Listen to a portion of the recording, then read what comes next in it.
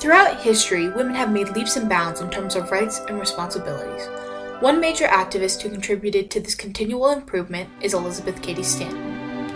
A women's rights activist, mother, and wife, Stanton was a revolutionary figure responsible for giving women the right to vote, increasing income equality in the workforce, and making it more socially acceptable for women to hold positions of power.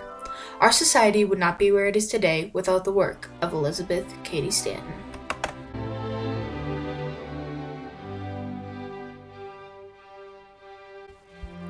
Elizabeth Cady Stanton was born on November 12, 1815 in Johnstown, New York. She was one of 6 surviving children and born to Daniel and Margaret Livingston Cady. Elizabeth's father, Daniel, was a very prominent lawyer, and her mother came from a wealthy and well-respected family. The Cadys were one of the most sophisticated and high-class people in the area. Elizabeth was one of the few girls of the time to receive an education.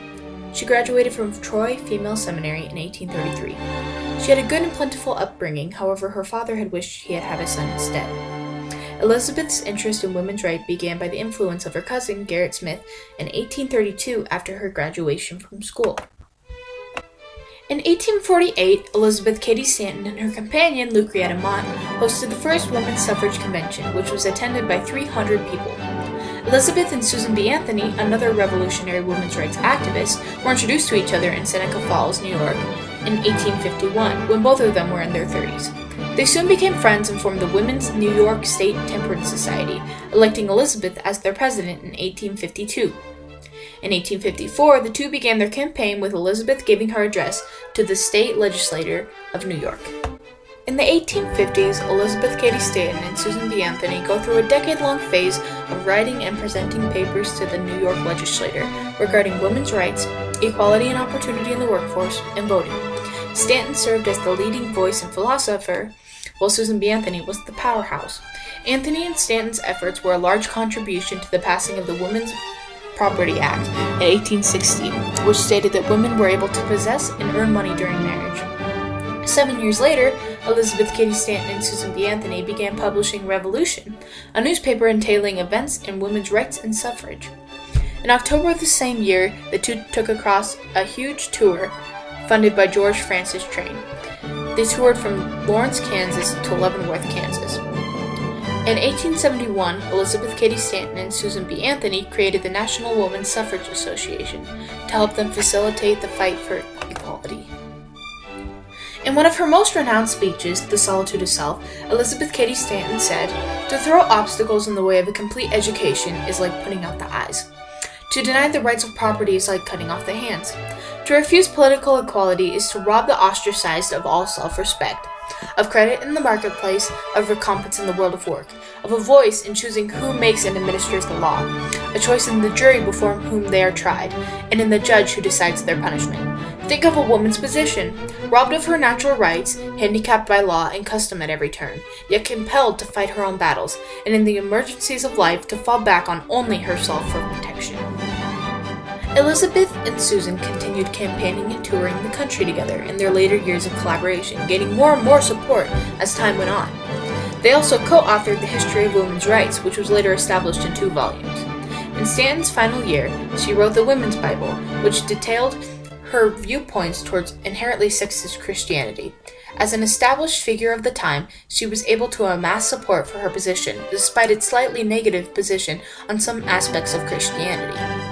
In 1895, Elizabeth became unable to give her speeches directly due to advancing medical conditions that made it hard for her to travel.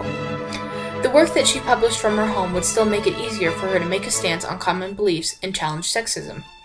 On October 26, 1902, Elizabeth Cady Stanton died of heart failure. She inspired millions to take a stand against common beliefs, and with it changed the way the world thought of women. She would be unable to see the many advancements towards equality that would be made after her lifetime. Elizabeth Cady Stanton proved herself to be a great leader of the feminist movement who changed the history of women's rights and established a legacy for herself by helping women gain the right to vote, decreasing income discrepancies between genders in the workforce, and making it more socially admissible for women to have high-ranking positions. On August 28, 1920, women in the United States received the right to vote via the ratification of the 19th Amendment. This change was a crucial turning point because it represented that the eyes of the people and the government had been changed. Prior to the historic event, which took place on August 18, 1920, the voice of the woman had been silenced in the state, the church, and the home. In the speeches that Stanton gave to the public, she used the amendment to further promote the idea of feminism. However, when women were given the right to vote, it was a way of establishing, beyond a doubt, that women and men should be considered equals in all respects. Moreover, it proved that women were finally being considered competent enough to make decisions about the political structure. This represents a larger difference that was made by Stanton and other feminists at the time. Collectively, they were able to reshape the way that women were seen in society. In 1961, John F. Kennedy initiated the President's Commission to study the status of women in America. This study reported numerous accounts of discrimination in the workforce. As a result, Kennedy suggested more benefits for women, such as equal pay and maternity leave. Although this opened the eyes of the American people, there was still an inequality that needed to be dealt with.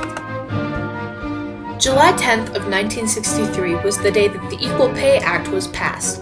It stated that employers could not pay a woman less than a man for equivalent work. This was an important step because it stated that the work put forth by anyone, man or woman, was equal. It proved that the government was trying to shrink the gender gap. Stanton's efforts had gotten the attention of the government, and her voice spoke for the thousands that wanted a change to be made. In 1973, it was established that women had the right to a legal and safe abortion via the final ruling of the well-known court case Roe v. Wade. The list goes on and on. Although we as a society have made the changes that needed to have been made, we still have a ways to go. Pay is still not equal among men and women. One popular culture example of this is the women dollar, which is worth only 86 cents. This is a way that people have chosen to represent the inequality that is still present today. On average, women make 86% of the money that men make in the same position. In an effort to acknowledge and change this, people have looked into the past at the work of Elizabeth Cady Stanton and other women's rights activists, and many still do not receive fair treatment because of their sex. Elizabeth Cady Stanton stood up for women and created a strong foundation for feminism and women's rights. She was able to be the voice for many women who were not treated as they should be, solely due to their gender. It is now our responsibility to continue her powerful legacy of positive change until true equality can be achieved. Elizabeth Cady Stanton's legacy will be respected, and her goals for society will be achieved only when everybody does their best to treat both genders as equal.